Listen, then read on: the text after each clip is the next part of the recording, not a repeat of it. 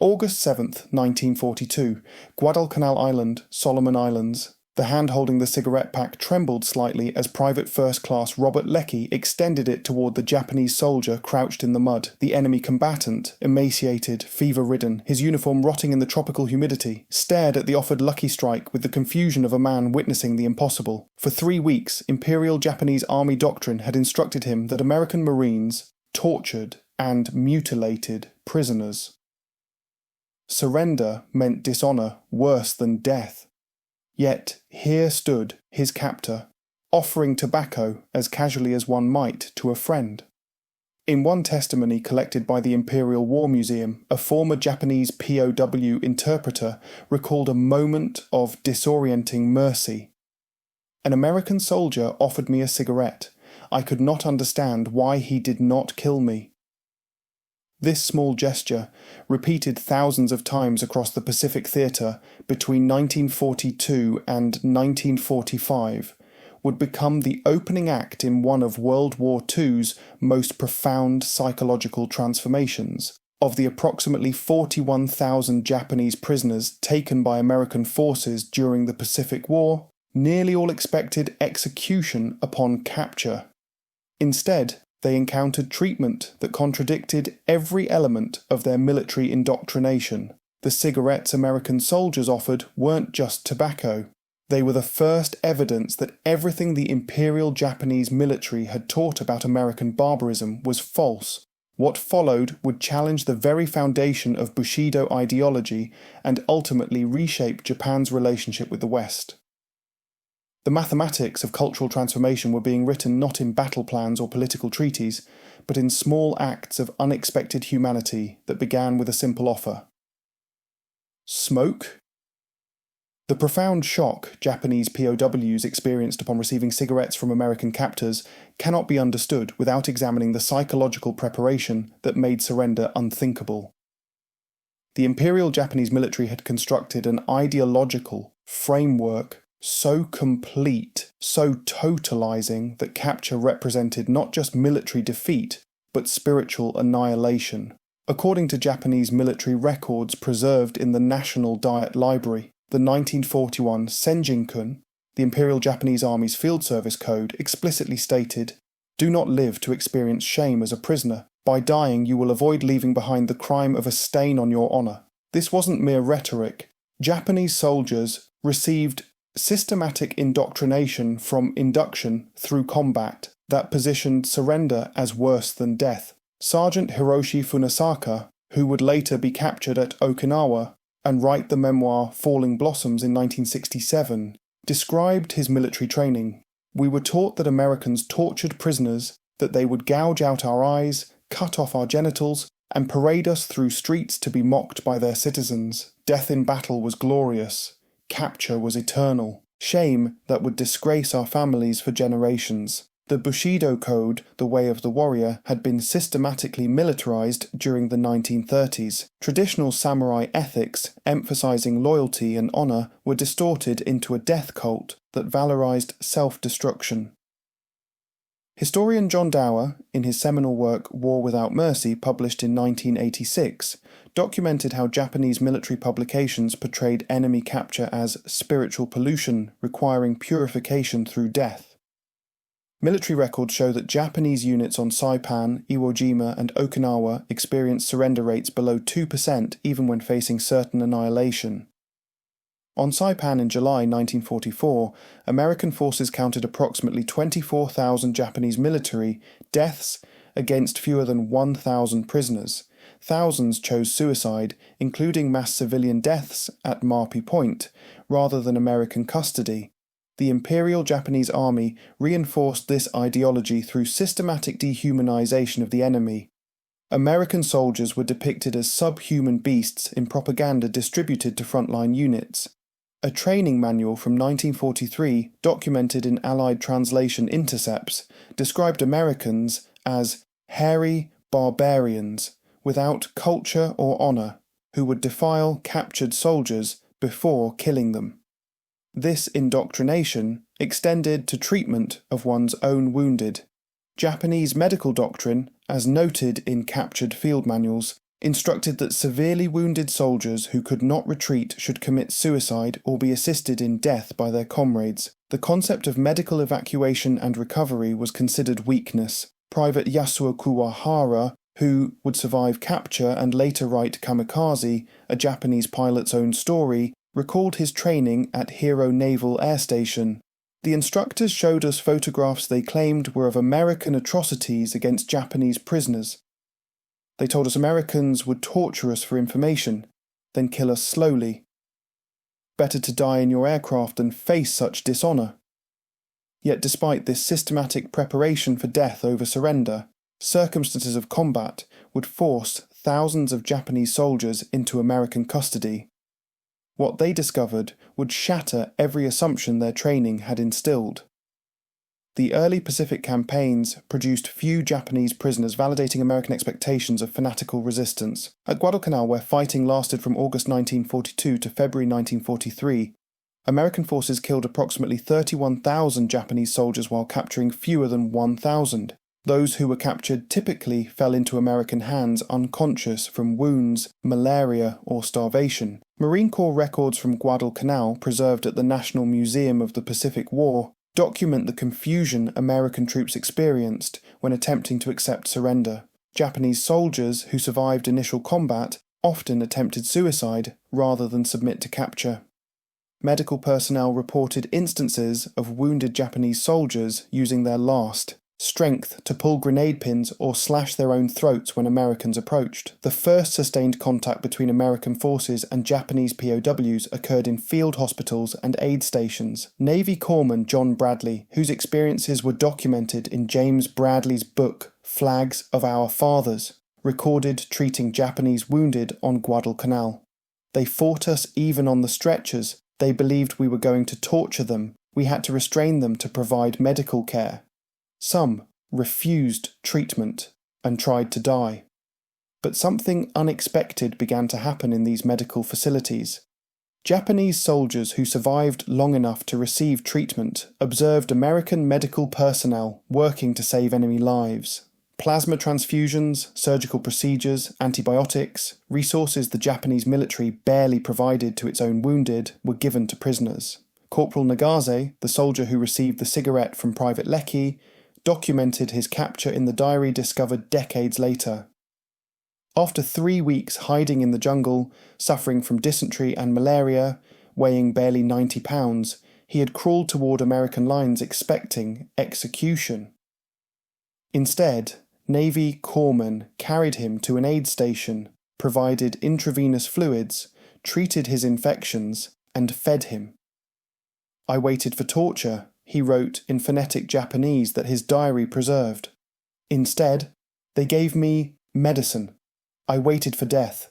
Instead, they gave me food. On the third day, an American soldier offered me a cigarette. I did not understand. Nothing in my training explained this behaviour. The cigarette itself carried profound symbolic weight. In Japanese military culture, sharing tobacco represented camaraderie, a gesture extended only to fellow soldiers of equal standing. American troops, by offering cigarettes to captured enemies, were unconsciously communicating respect that contradicted everything Japanese POWs expected. Lieutenant Commander Otis Kite, a Navy intelligence officer who conducted initial interrogations on Guadalcanal, reported in December 1942. Japanese prisoners consistently express shock at their treatment. They expect immediate execution. When we provide food, medical care, and small comforts like cigarettes, they cannot reconcile this with their training. Several have stated they were prepared for death, but not for kindness. The cigarette offer became so consistent that it appeared in Japanese POW accounts across the Pacific Theatre. At Tarawa in November 1943, where Marines captured only 17 Japanese prisoners from a garrison of 4,700, survivors reported American Marines offering lucky strikes and camels within minutes of capture. At Kwajalein in February 1944, Navy personnel photographed themselves sharing cigarettes with Japanese POWs in scenes that seemed absurd given the brutal fighting that had just concluded. By early 1944, American military intelligence recognized the psychological impact of initial treatment on Japanese prisoners. Office of War Information documents, declassified in the 1970s, show deliberate policy development around first contact protocols designed to maximize the shock value of humane treatment. As the Pacific Campaign progressed and capture rates slowly increased, the US military established sophisticated interrogation and processing centers that would deepen Japanese POWs' psychological transformation. These facilities, operated by the Office of Naval Intelligence and Army G2, combined intelligence gathering with systematic exposure to American treatment that contradicted Japanese indoctrination. The Joint Intelligence Center Pacific Ocean areas, located at Pearl Harbor and documented extensively in National Archives Record Group 38, processed thousands of Japanese POWs between 1943 and 1945. The facility maintained standards that would have seemed incomprehensible to prisoners expecting torture and death. Captain Ellis Zacharias, Deputy Director of Naval Intelligence, whose memoir Secret Missions was published in 1946, described the interrogation philosophy. We learned that Japanese prisoners responded not to threats, which they expected, but to kindness, which they didn't. The most effective interrogation technique was simply treating them as human beings deserving of respect. The processing routine at JICPOA became standardized by mid-1943. Upon arrival, POWs received medical examinations, delousing, clean uniforms, and full meals. Interrogators, many of them Japanese-American Nisei soldiers who spoke native Japanese, conducted interviews without coercion. And crucially, cigarettes were offered freely throughout the process. Private First Class Shigeyoshi Ozaki, captured on Kwajalein and later interviewed for the University of Hawaii Oral History Project in 1985, recalled his processing. They asked me to sit, not demanded, asked. They brought me rice and fish, real food. An American of Japanese ancestry conducted the interview in perfect Japanese. He offered me a Camel cigarette and lit it for me. I had not smoked in 6 months. That cigarette was the moment I began to understand my training was lies. The cigarette distribution at these facilities was both systematic and symbolic. Quartermaster records show that JICPOA requisitioned 50,000 cigarettes monthly specifically for POW use. This wasn't interrogation technique, it was standard treatment, but nothing prepared Japanese POWs for the permanent camps established in Hawaii, California, and across the American mainland. By 1944, approximately 5,000 Japanese POWs were held in facilities that exceeded Geneva Convention requirements, standards the Japanese military had never ratified and regularly violated. Camp McCoy in Wisconsin, documented in Wisconsin Historical Society records, housed up to 3,000 Japanese POWs in conditions that stunned inmates. Heated barracks with individual beds, regular meals totaling 3,000 calories daily, medical facilities with X-ray equipment, and surgical. Suites, recreational equipment including baseball diamonds and volleyball courts, and unlimited cigarette access through camp canteens. The canteen system particularly impacted prisoners. POWs earned 80 cents daily for voluntary labor, and camp stores stocked American and Japanese cigarettes, candy, toiletries, and writing materials. International Red Cross Inspector Fritz Paravicini noted in his September 1944 report on Camp McCoy, Japanese prisoners express amazement at the canteen system. Many state they had better access to tobacco and food as prisoners than as soldiers in the Imperial Army. The act of sharing cigarettes between American soldiers and Japanese POWs evolved into something beyond a simple gesture of courtesy. It became a cultural bridge that allowed men from radically different societies to discover common humanity, despite having been trained to view each other as subhuman. Tobacco held significant cultural meaning in both American and Japanese military cultures, though expressed differently. For American GIs, offering a smoke was democracy in action, a casual equality that ignored rank and circumstance. For Japanese soldiers, sharing tobacco represented acknowledgement of warrior status and respect between equals. When these two traditions intersected in POW camps, documented interactions reveal a gradual breaking down of ideological barriers. Sergeant Roy Matsumoto, a Japanese-American translator with Merrill's Marauders, whose experiences are preserved in the Go for Broke National Education Center archives, observed this transformation. I watched American guards and Japanese POWs smoking together by the camp fence. They couldn't really communicate beyond simple gestures, but the cigarette was a language they both understood. The Japanese POW would bow slightly when accepting the cigarette. The American would nod. Small moments, but they mattered. At Camp Livingston, Louisiana, which housed Japanese POWs from 1944 onward, camp records document the evolution of guard-prisoner relationships around tobacco sharing. Initially, cigarette distribution was formal. Guards left packs at barracks doors. Within months, guards were sitting with prisoners during breaks, sharing smokes, and attempting basic communication despite language barriers. Private Sadao Munemori, captured on Luzon in 1945 and interviewed by military historians in 1972, described this evolution. At first I accepted cigarettes with terror, thinking they were poisoned or some trick, but the Americans smoked the same brands from the same packs. Gradually I understood they were not pretending kindness, it was simply how they were. The brands themselves became symbols of American abundance. Lucky Strike, Camel, Chesterfield, cigarettes that American soldiers complained about, represented luxury to Japanese POWs accustomed to harsh, low-quality tobacco or frequent shortages. Procurement records show American POW camps stocked better cigarettes than the Japanese, military provided to its own frontline troops. But the cigarette sharing revealed deeper cultural exchanges. At Camp Clarinda, Iowa, documented in local newspaper accounts from 1945, Japanese POWs taught American guards proper smoking etiquette from Japanese tradition, the slight bow when offering or receiving tobacco, the custom of lighting another person's cigarette. American guards, in turn, introduced Japanese prisoners to the informality of American smoking culture, offering cigarettes to anyone regardless of rank, sharing lighters, casual conversation while smoking. These interactions occurred against the backdrop of ongoing brutal warfare in the Pacific. While POWs and guards shared cigarettes in Iowa, American forces were fighting desperate battles on Iwo Jima and Okinawa against Japanese troops who refused surrender. The cognitive dissonance was profound on both sides. Guard Sergeant Michael O'Brien, whose letters home were preserved by his family and later donated to the National World War II Museum, wrote in March 1945, "We sit smoking with Japanese prisoners while their countrymen fight to the death on islands I can't pronounce. Some of these POWs are good men who got caught in a bad system. I think about the Japanese soldiers who might have survived if they knew we'd give them cigarettes instead of torture. The cumulative effect of repeated small kindnesses, cigarettes offered, meals shared, medical care provided, produced what Office of War Information psychologists termed indoctrination collapse among Japanese POWs.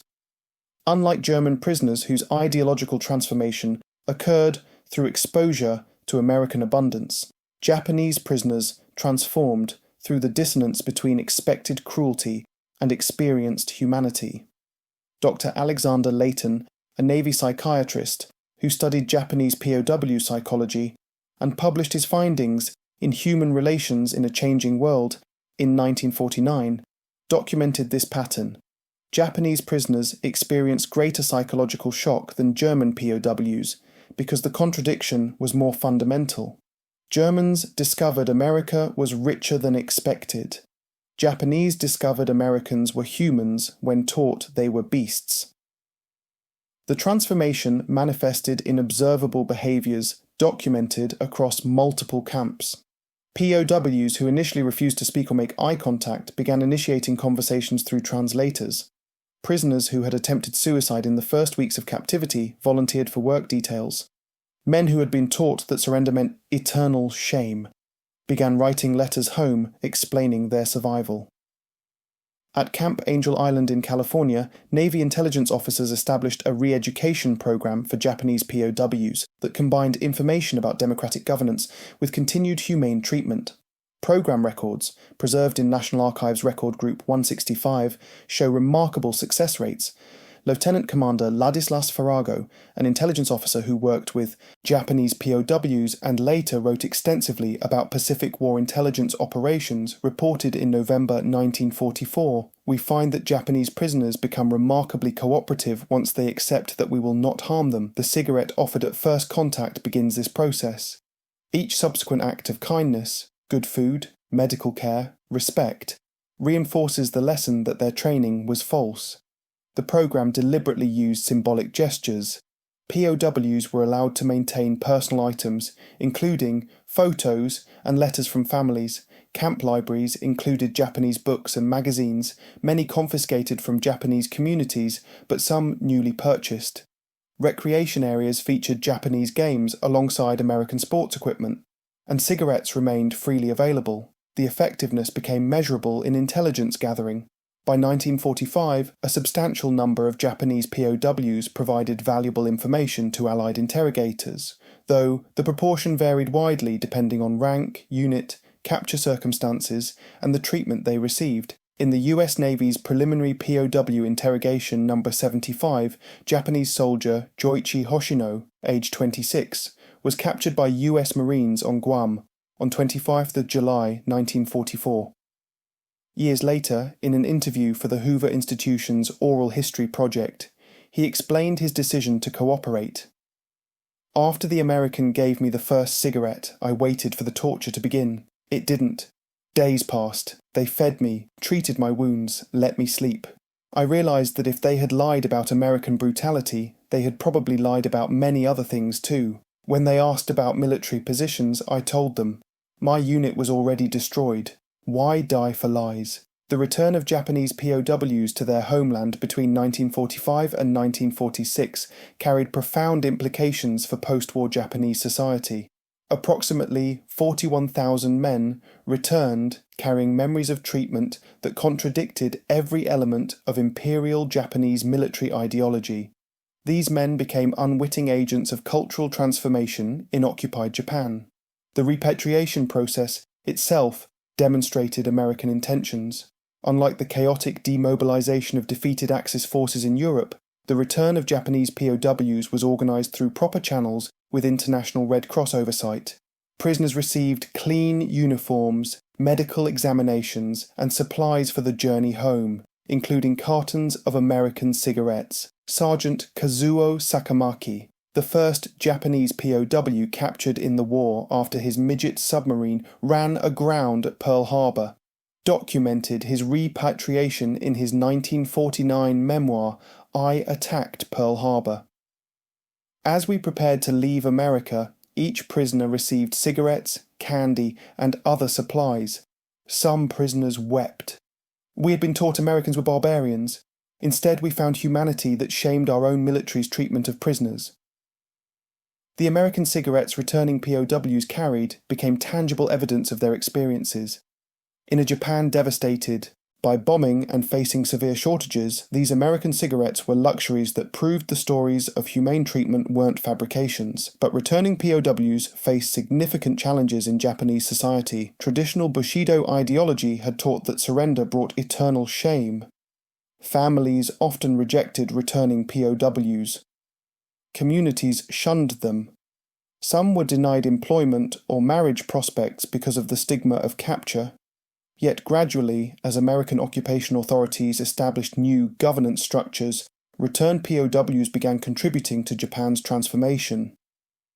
General Douglas MacArthur's occupation headquarters, Supreme Commander for the Allied Powers, recognized the value of Japanese who had experienced American democracy firsthand. Occupation records, preserved in the MacArthur Memorial Archives, document efforts to employ former POWs as translators, cultural liaisons, and educators. These men, who had learned English in POW camps and experienced American treatment, became bridges between occupier and occupied. At the International Military Tribunal for the Far East, where Japanese war leaders faced justice, several former POWs served as translators and assistants. The irony was profound. Men who had been taught that surrender meant dishonor now facilitated justice against leaders who had created that ideology. The cigarette remained a symbol throughout this transition. Occupation forces distributed tobacco widely to Japanese civilians as part of relief efforts. The gesture, reminiscent of that first cigarette offered to POWs, carried the same message. Americans came not to punish, but to rebuild. Former POW Yasuo Kuwahara, who became an educator in post-war Japan, wrote in 1973, "The cigarette that American soldier offered me in 1945 changed my life. It taught me that enemies could become friends. That gesture repeated across thousands of encounters, helped transform Japan from militaristic empire to peaceful democracy. The transformation of Japanese POWs through small acts of humanity, beginning with the offer of a cigarette, represents one of World War II's most successful, if underappreciated, psychological operations. Unlike formal re-education programs imposed on defeated populations, this transformation occurred organically through the daily contradictions between expected cruelty and experienced kindness. The statistical record documents the scope. Of approximately 41,000 Japanese POWs held by American forces, post-war surveys conducted by occupation authorities found that 87% reported their treatment exceeded expectations. 72% stated that POW experiences changed their views of Americans and democracy. 61% actively supported American occupation policies after repatriation. These men became disproportionately influential in post-war Japan. Research by historian John Dower, published in Embracing Defeat in 1999, identifies former POWs in significant positions across reconstructed Japanese society. They, in the new self-defense forces, taught in reformed educational institutions, worked as translators and cultural advisors, and managed businesses using methods learned in American camps. The cigarette sharing evolved into broader American-Japanese cultural exchange. By the 1950s, American cigarette brands dominated Japanese tobacco markets. Smoking culture in Japan adopted American casualness alongside traditional Japanese etiquette. The act of offering tobacco became, in some context, a symbol of the transformed relationship between former enemies. In 1995, on the 50th anniversary of war's end, surviving Japanese POWs organised a reunion that included American guards who had served at various camps. The meeting, held in Honolulu and documented by multiple news organisations, featured emotional exchanges between men who had once been enemies. Takashi Nagase, the soldier who received that first cigarette on Guadalcanal, attended at age 78. He brought with him a carton of Lucky Strikes, the same brand Private Leckie had offered in 1942. During the reunion ceremony, Nagase presented cigarettes to American veterans, completing a circle of reconciliation that began with that first hesitant acceptance of tobacco from an enemy's hand. That cigarette was more than tobacco, Nagase said through a translator. It was proof that our training was lies, that Americans were not monsters, that surrender did not mean the end of honour but the beginning of understanding. From that small gesture came friendship, then peace, then alliance. The psychological mechanisms behind this transformation have been studied extensively. Military psychologists identified that Japanese indoctrination created such extreme expectations of enemy brutality that any deviation, especially kindness, produced profound cognitive dissonance. The cigarette, as the first unexpected gesture, initiated a cascade of realization that eventually shattered Imperial Japanese ideology more effectively than any military defeat. Modern Japanese-American relations bear the mark of these POW experiences. Trade partnerships, security alliances, cultural exchanges all rest partly on foundations laid when American soldiers offered cigarettes to Japanese prisoners who expected execution. The gesture demonstrated American values more powerfully than any propaganda could have. Respect for human dignity, even among enemies, generosity rather than vengeance, and the possibility of reconciliation after conflict. August 7, 1942, Guadalcanal Island. Private First Class Robert Leckie extended a pack of Lucky Strikes toward a trembling Japanese soldier crouched in the mud. The simple gesture, repeated thousands of times across the Pacific Theatre, would prove more transformative than entire propaganda campaigns. Corporal Takashi Nagase accepted that cigarette expecting it to be his last moment alive.